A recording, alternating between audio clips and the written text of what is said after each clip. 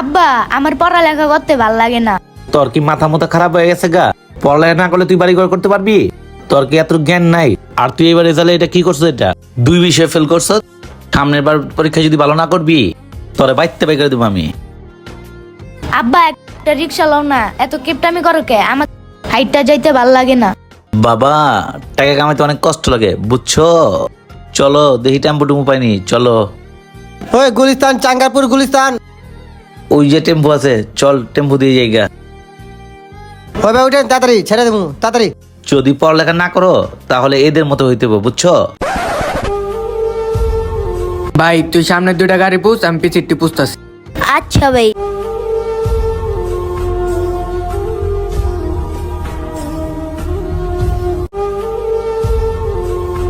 দুধ, আমি আর এই কাম করুম না, আমি লেখাপড়া করুম।